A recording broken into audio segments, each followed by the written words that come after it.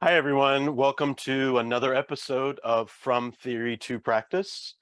Today, we are going to be talking about the topic, what is difficult about incident severity?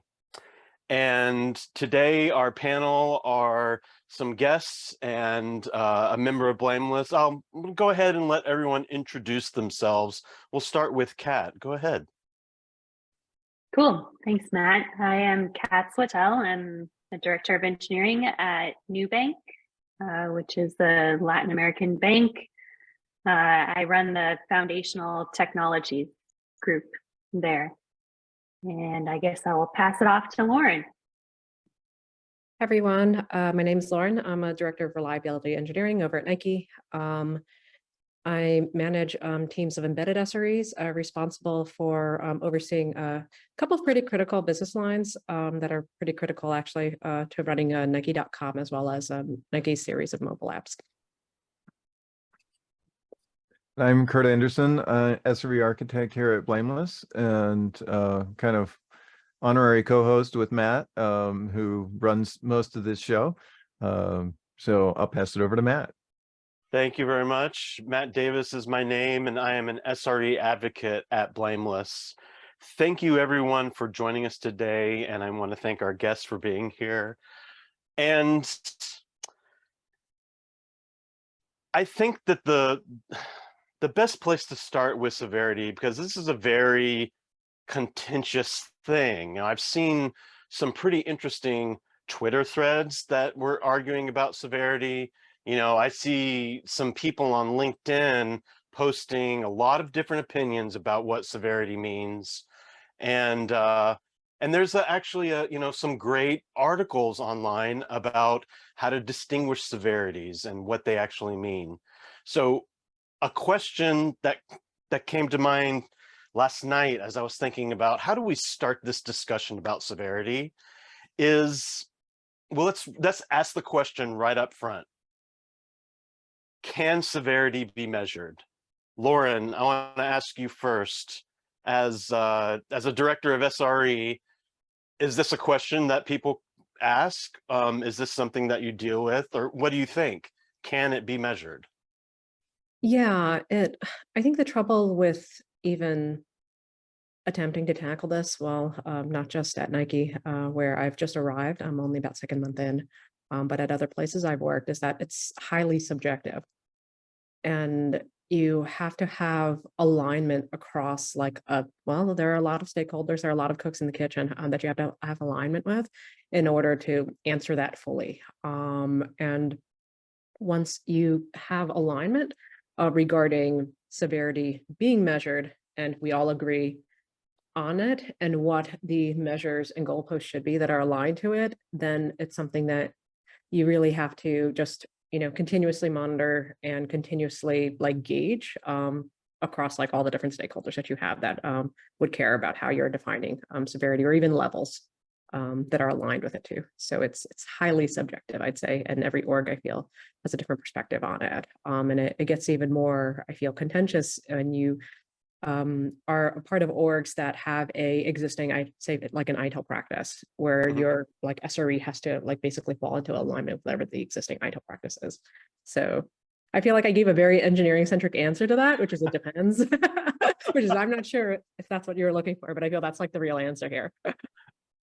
No, you brought up a lot of good points, and the one I like the most is how subjective that assessment is. I think I read in a Slack, when we set severity, it's all about the feels, it's all about the vibe at the beginning, and that's how we all have these different perspectives of it when we're coming into the incident.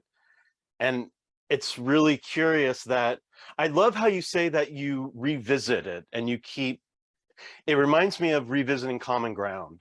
And it feels like severity, understanding what the severity is very much a piece of common ground. Kat, what about you? What do you think about the idea of measuring severity? I want to just +1 everything that Lauren just said. Yeah, obviously it's highly subjective, and I love the point of revisiting, right? Same as we would anything else, but I've been in a situation before where the product landscape for the organization changed drastically, and we still had the same idea of severity for incidents, and it just was a nightmare, exactly like you would expect it to be, right? And it, I guess gave people that feeling, right, where they're like, "Am I crazy? This feels like a step one."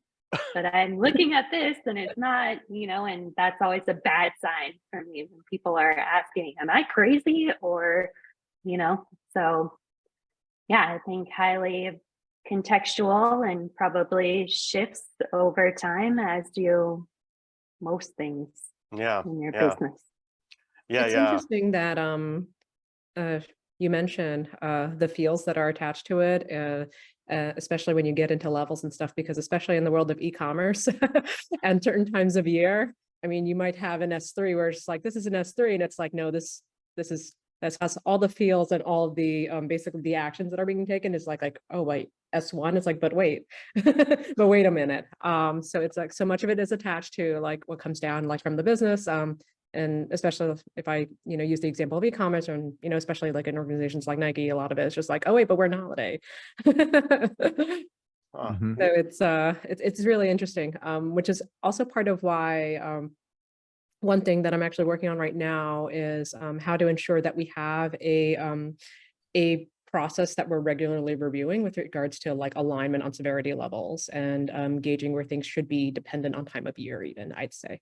And trying to figure out how we can get there, because at least my experience has been with this stuff, that once you have a definition of what your severity is and what your levels are, and everyone is in agreement, it's really easy to kind of just say, okay, we've done this, on to the next thing, and you don't revisit it again. So with where we are right now at Nike, for example, the last time we've done an overall review of these things was about maybe 4 or 5 years ago, when SRE was still very much so in infancy here.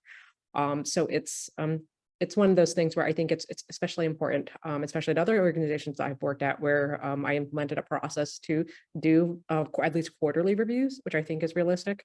For a lot of folks, given how busy we all are, I think those things are really critical and key for ensuring that you have a realistic like gauge of what your levels are and what they should be. Yeah, and being able to keep like new employees, new onboarded employees, up to date, and then refresh people who have been there a long time. They haven't, even thought about it in 6 months, 9 months. Kurt, what about you? Can severity be measured? Well, I wanted to pick up on the term that both Kat and Lauren used in terms of it being subjective, and kind of look at that aspect, because if it's subjective, then that means that different subjects are going to look at it in different ways to me. And maybe it's because they come from different contexts. Maybe it's because they have different purposes in mind, with what do I get out of a Sev 1 versus what do I get out of a Sev 3?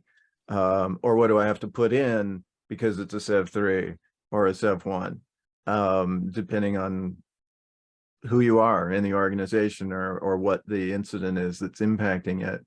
And I think coming to a common ground and a common understanding, like Lauren was talking about, and then regularly checking in to make sure that it still matches your needs, or matches the needs of whatever stakeholders you decide have to have input into it, I think is really important and valuable, because otherwise you get the kind of drift that Kat was mentioning, that the environment changes, times change, your product changes, and if you're not keeping up with those changes, you're out of date.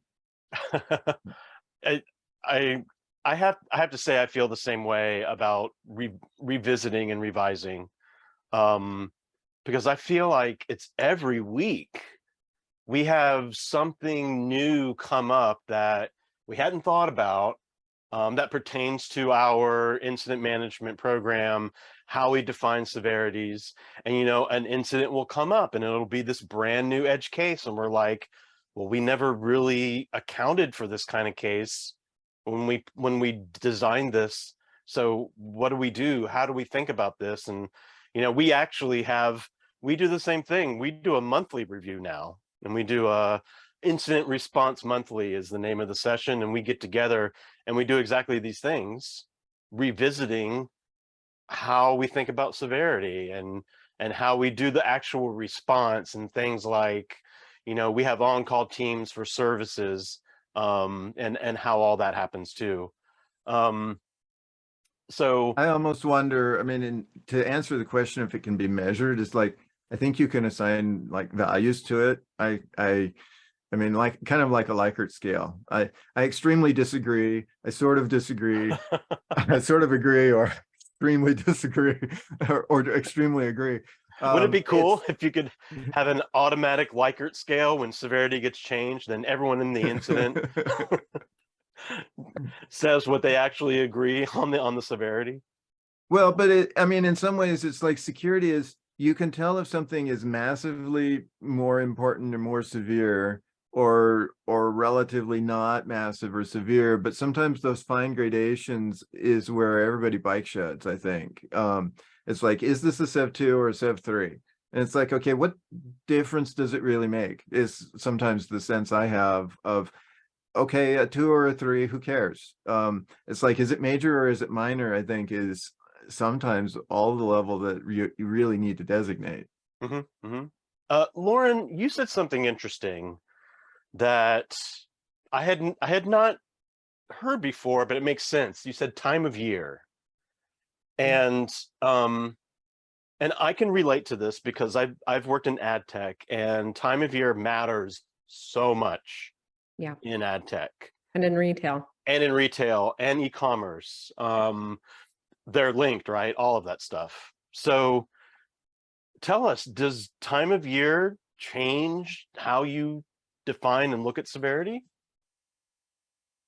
It's a squishy question, and I think it's a very squishy answer because it I feel that at least in retail and in the e-commerce world, that the perspective of each level seems to change.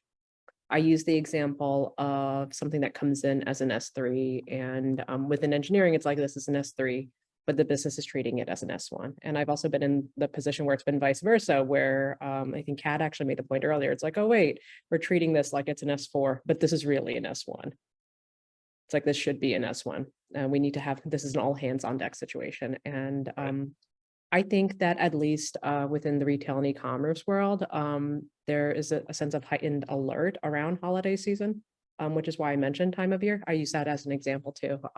There's a lot of prep that, you know, goes into it like months beforehand, which I think kind of contributes to like the perception basically changing, regardless of what might be defined in a Confluence document or discussions that have happened with engineering and product folks, right? Regarding what is comfortable in terms of severity, what an escalation should be that is attached to each one, and, you know, target resolutions for each. So it's, I feel like it's a matter of perception and a sense of what I would call like heightened awareness, where when it comes down to at least that time of year, where there's a lot more attention being paid to revenue and projections for revenue, where you get kind of like I feel like the squishiness that comes with it, where it's just sort of like, you know, you might end up just throwing out the playbook that we all have and we've agreed to. It's like, oh, well, we have this beautiful run book and we're all going to follow it. When we have this type of incident that occurs, and it's just sort of like, okay, no, I'm going to make a phone call and I'm going to throw this out the window, and and this S3 will become an S1, or, you know, you'll have vice versa. That also like kind of tends to happen too. So it's, I feel that's what contributes to it, is like that heightened awareness, that heightened attention to different things such as revenue. I mean, being the number one driver, but things like performance from an SRE perspective too, just like things like gauging and, you know, watching and monitoring essentially. Yeah, all eyes are on the graphs when it comes to the holiday seasons, for sure. So as we're talking about severity changing so much, okay, and I'm a little bit on the side with Kurt in that major and minor feel like the most you can really get to, but I know that's not reality. You know, here at Blameless, we have basically 4 severity levels. We have 0 through 3. Okay, so when we get into these incidents and we're thinking, okay, we're revisiting our severity, for whatever reason, it goes up and down. It may be time of day, or like we were just talking about, time of year. There are all these different factors that people talk about contributing to severity. And so my question I want to ask you, Kat, is, can we automate this? Is this automatable? In some ways, this does feel toil-ish. But in other ways, it feels extremely, like Lauren was just talking about, we need so much flexibility when we choose severity and when we're in incidents that doesn't feel automatable. What do you think, Kat? Can we automate something like this? Oh, I don't know. I struggle with the question of, can we automate for anything every single day of my life? Yeah, but I think we can automate detection of certain problems and have some sort of like, yes, this is in a place where things could go sideways quickly. Let's open an incident or something like that and start a discussion. But I don't think you just like automate away any discussion of severity. And I think part of that, I don't know, I struggle with this. I'm the wrong person to be asking. I struggle with this so much, right? But what I have seen is that the humans in our system get anchored in specific absolute numbers, right? And that's what I've seen around the holidays and stuff like that. Like, oh, we have this many calls in our customer support queue, right? But we also had a record business day. And so that's still just 0.01% of all transactions, whatever, right? Like, yes, something is wrong, but also that number that you're so anchored in day to day means essentially nothing right now.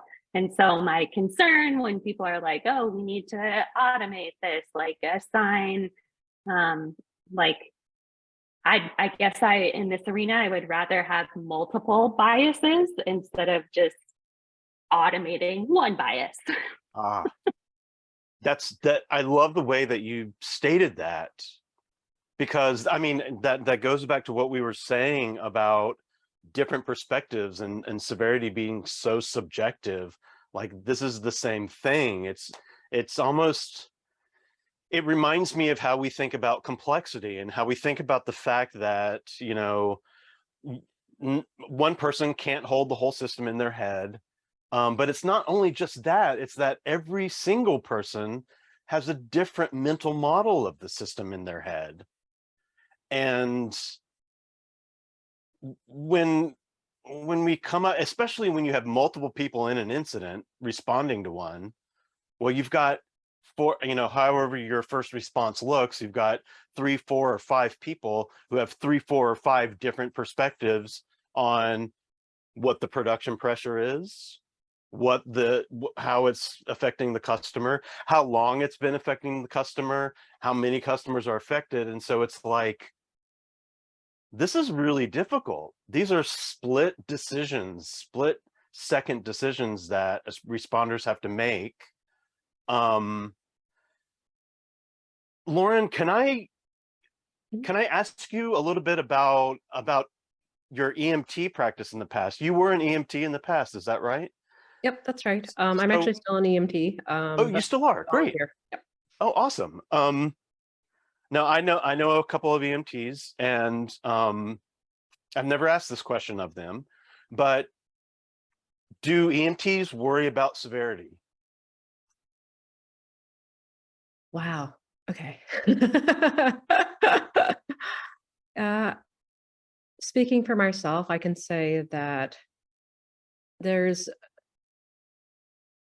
way you're trained and the way it works, I'd say in my experience and practice, is that when you think about severity as a first responder, or at least when you're on an EMS call, you literally have a matter of seconds to sort out how severe a concern might be. And it's at least for me, somewhat black and white. It's not as, I would say, squishy if I were to make a parallel to how it seems to work, at least in the corporate world for me. And it's just because of the time that you have to basically like sort out, okay, how are you going to treat this? At least in terms of severity. So I guess my answer to this would be yes, but we're not thinking along the lines of like okay, S1 through S5. Right.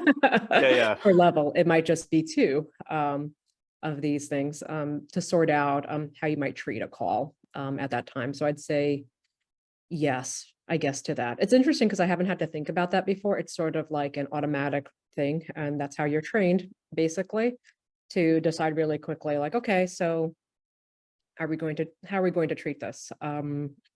One, as a part of at least the triage mode that you get into to iron out what sorting this out looks like, at least in EMS, you basically sort out there's a common phrase that gets thrown around, which is like, okay, stay in play, or if you're just going to book it and try to get this person treatment as soon as humanly possible.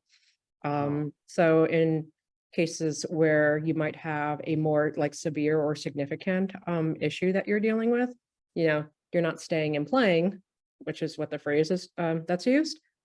You're booking it. You're going to do whatever you can to ensure that the person is in stable condition when they arrive at the hospital. You're not going to stay and try to treat them there immediately. So that's basically, I'd say, how I think of these things in terms of severity. It's very much so what I would consider more black and white than how we're thinking of it in the corporate world, where you might have 4 to 5 levels usually. That's typical, and it's a lot more granular. I'd say if I'd have to define the main thing that's different, it's that there's a lot more granularity that exists for I think understandable reasons. Yeah, I mean, when human lives are on the line, it feels like a much easier decision. And that's a weird thing to say, but it does feel more black and white. When I'm in an incident and we're arguing about what severity to set it at,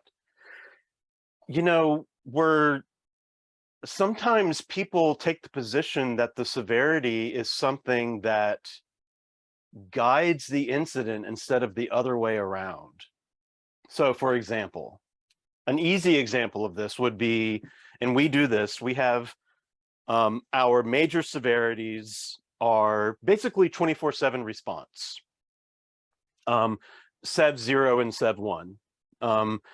And our minor severities, SEV 2 and SEV 3, are not 24/7 response. So we've gotten in these discussions multiple times where there was an argument or contention over, what are we doing? Are we setting the severity to match the response, or are we matching our response to meet the severity that we picked? And to me, that's the question of what's the purpose of a severity? Yeah, essentially. And I have advocated for an instrumentalist point of view. It's like you pick the severity as a point of common ground so that everybody agrees, here's the level of effort that we're going to put into resolving this thing. And to me, that's the simplest sort of framework that I can think of for a severity, is you decide what level of effort's appropriate, and then you use a label that says, here's the level of effort that we have chosen. And do you do that after the fact, like, or before? During usually, because often you'll detect something as a problem and not necessarily understand enough about it, what's wrong or how wide the ramifications are, until you've done some investigation. So you may not know until you've done some investigation what the severity is, and you may find out information later that changes your mind too. I was just thinking of how I've seen really strong opinions and incidents about severities. And one of the strong opinions that comes to mind, and this goes back to that very subjective thing, and back to what the response looks like, is the balance between severity and priority. So I'm trying to think of it in terms of the EMT world too. I'm thinking there probably is no concept. There's no concept of separating these two things in a medicine world, especially in an emergency medicine. Well, I think you can separate urgency and importance. And Okay. if somebody's not breathing, that's both. I mean, you can almost do like an Eisenhower matrix kind of a thing of urgency and importance. And it's like, this is really important. They're not breathing and they don't have a heartbeat. Okay, breathing comes first. And you got to make sure that they can breathe. I mean, it's the CPR algorithm. You got to make sure they can breathe, that they are breathing, and then you work on circulation, right? And they're all very important, but they have to be done in order, because you can pump non-oxygenated blood around and it doesn't do anybody any good. Right. That's a great point. Yeah. Do people, this is the question I'm thinking about now, that I wonder how important is severity to the people involved? To the responding team? Is that what you're asking? To the responding team, and maybe also the customer. In some senses, I also consider the customer a responder, instead of necessarily like a victim. So yeah, you know,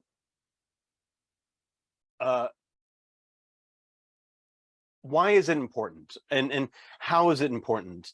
For example, you know, we've been talking about severity kind of directs our actions or helps us get sense of the incident. But does severity also matter in a non-response way? So for example, do I care? I shouldn't maybe say non-response way, but maybe in a functional way is what I'm trying to say. When I'm a responder, I almost don't care what the severity is. And when I'm a responder, I don't think about it that much. And I also think about the customer. Does the customer care about severity? In what instances do they care about severity? Maybe Lauren, maybe you can give us some of your experience. You just joined Nike, and I don't know how many incidents you may have encountered in your 2 months there so far, but do customers care what the severity is, or do they really just care that they get the service back?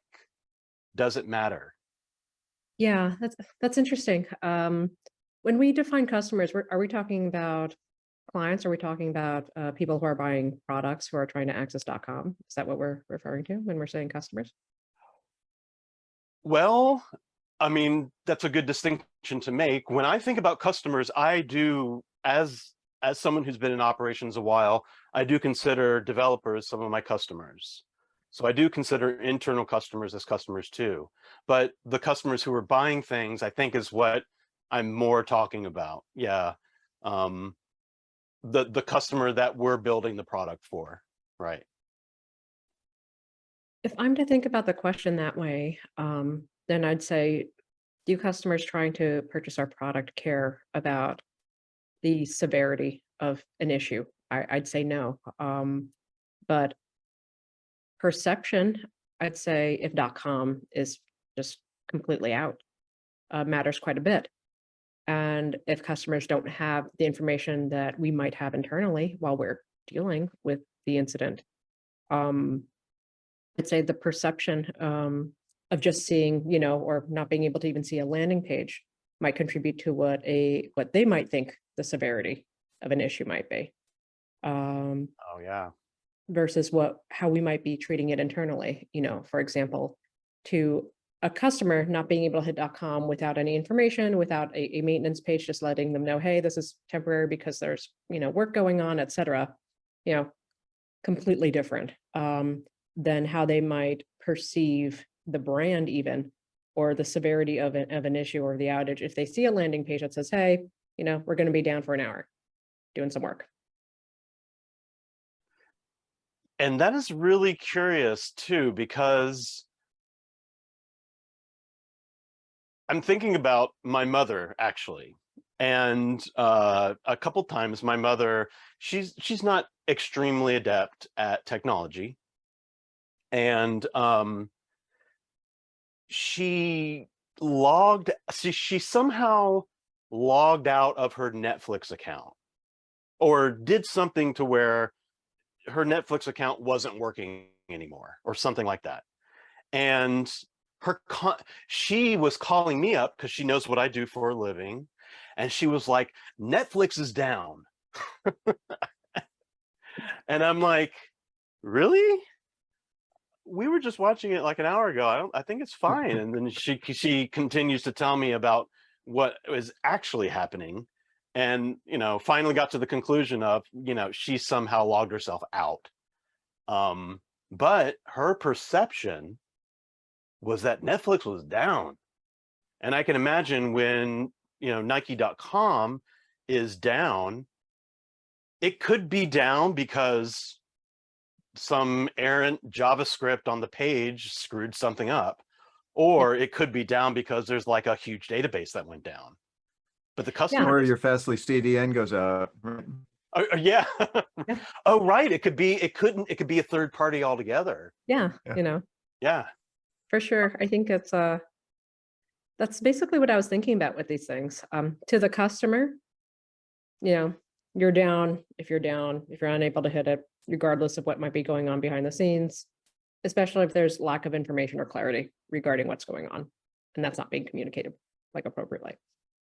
So Yeah, And I for could me, to the customer, they're not thinking about it in terms of how severe it might be. They're just looking at the fact that they can't access a thing. Yeah. And if they don't have information regarding what might be going on, or, if they're not thinking, oh, maybe I should just try hitting the page again and it'll load up for me and, life will go on. I'd say to the external facing customer, it all just looks the same. It all just looks like, site's unavailable. Yeah. Yeah. Go ahead, Kat. yeah, for me, that's exactly why, like, even when I'm responding, severity matters a lot, because for me, it's more a signal of how much help do I need resolving this, right? Rather than like, oh, we have to assign numbers to things. But I know if I say this is a Sev 1, like, customer support is going to come and say like, oh, okay, what can we do to help you out to like give you breathing room for this? And maybe external comms is going to be like, let's write a notification so that people don't do an app open retry like a bazillion times, so right. Giving us some room to breathe and remediate it. And then also like longer term too, right? If it's a Sev 1, then I trust that that's a signal to the rest of the organization, like to approach me and offer help longer term too,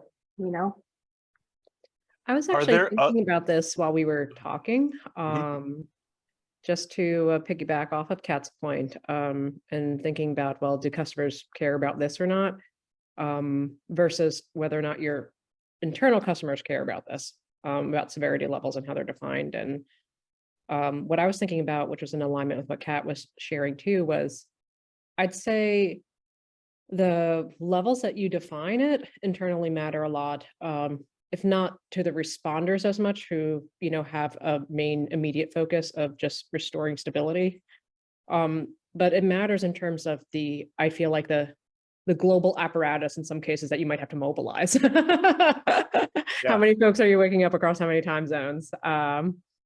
So S1 versus S5 is like a world of difference, which is where, when I think about it in terms of what works with the model, as most companies are following it versus what, might not work with it, I would put, a point in the column of where, okay, well, this is why we have this, and this is why it exists, and why we use it as a point of reference, despite the challenges that come with it. And it's, I'd say, linked to that. It's like, well, how many folks am I waking up?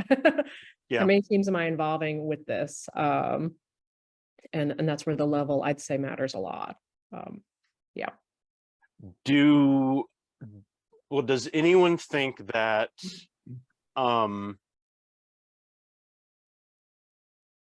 that severity matters to the business in a, I don't know what to call this. I don't want to say measuring reliability, because I don't like that term, because I think reliability is unmeasurable, but this feels like the kind of statistic that a business would use to measure reliability, to say, well, look, we're reliable. We've only had, we've only had 10 Sev 1s in the past 6 months, but we've had 30 Sev 3s and whatever. I guess kind of as a, I mean, as a metric. So if we take severity away from its function, to help guide us, help guide the response, to actually be what I consider like a dynamic part of the common ground of an incident, but then does it get frozen in time? Is it actually used? I don't know what. I'm interested to hear your experience, anyone's experience on this. Is severity levels, is that used as a metric to actually measure the quote unquote reliability of the team? I think that often it is used in that way, but I don't think it should be. Okay. Yeah, I could talk about this alone for like 6 hours on this topic, on using number of incidents as a look how reliable we are. I have this conversation all the time. Yep.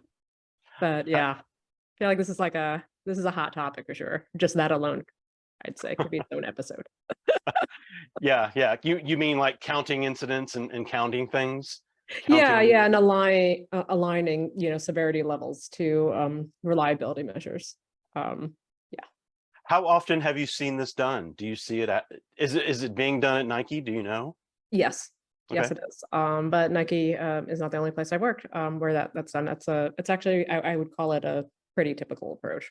Oh, okay. At least in my experience. All right. Kat, what about you? Do you think it's very typical?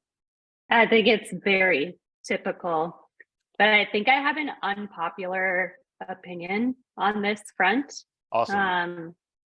Sometimes I think it's good to track it at inflection points in your system.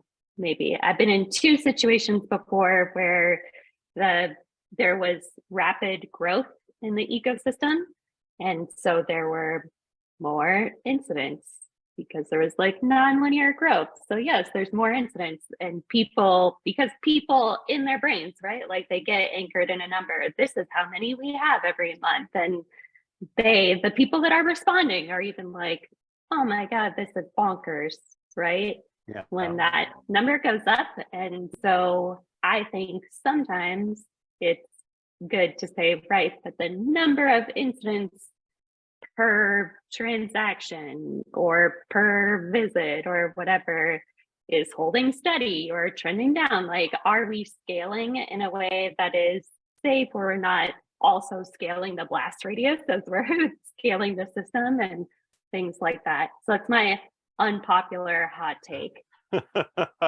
But you qualified it really great to say that it's per something. We talk about SLOs this way. SLOs are meaningless taken alone. They have to be taken per something, per hour, per day, per year, per whatever. But I really like the inflection point that you're in music. We call this an articulator of form. Yes. That's way cooler.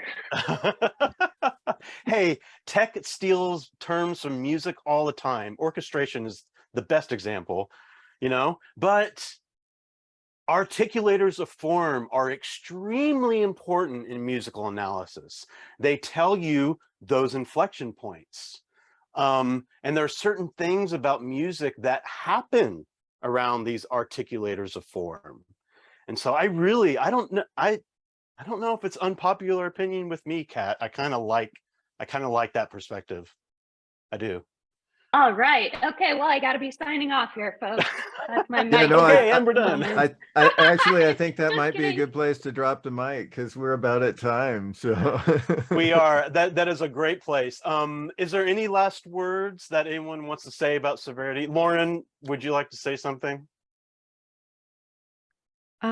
I'd just like to say that I thought Kat made actually a lot of really great points, and I did find myself thinking a lot more about SLOs as she was talking. I was like, oh well, this is how we use SLOs to measure other things.